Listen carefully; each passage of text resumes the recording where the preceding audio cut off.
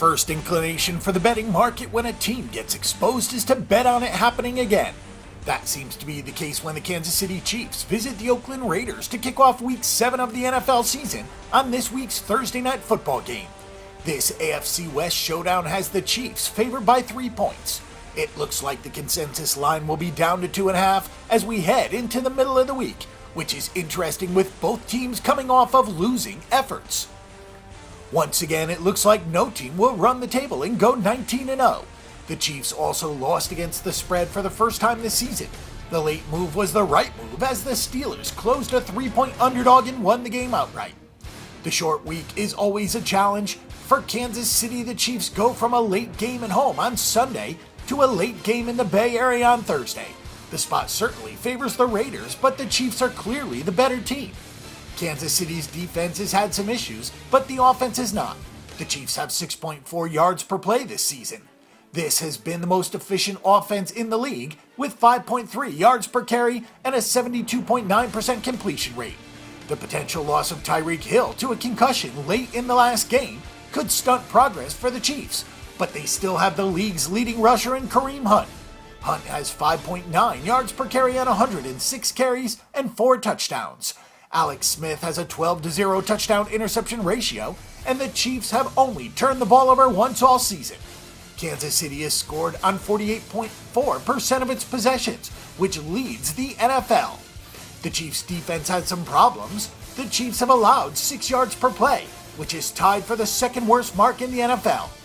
Fortunately, Kansas City is +5 in turnover margin, but the team has had some problems without star safety Eric Berry. Opposing ground games have racked up 4.8 yards per carry.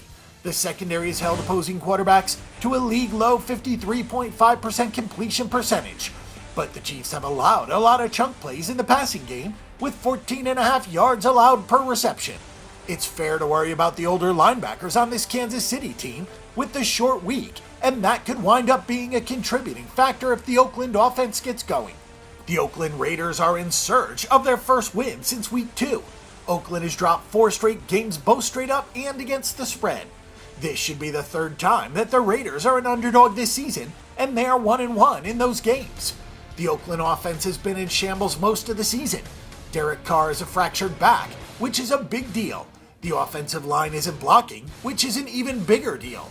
Carr was only sacked once as the Raiders opted for some max protection against the Chargers, but it was pretty clear that the Chargers were willing to take away the deep throws and force Oakland into a lot of checkdowns. The Raiders had just 8.1 yards per catch in the loss to San Diego.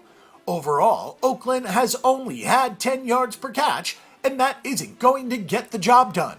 Michael Crabtree has been hurt, and Amari Cooper has struggled to find openings. Marshawn Lynch isn't the player that he once was.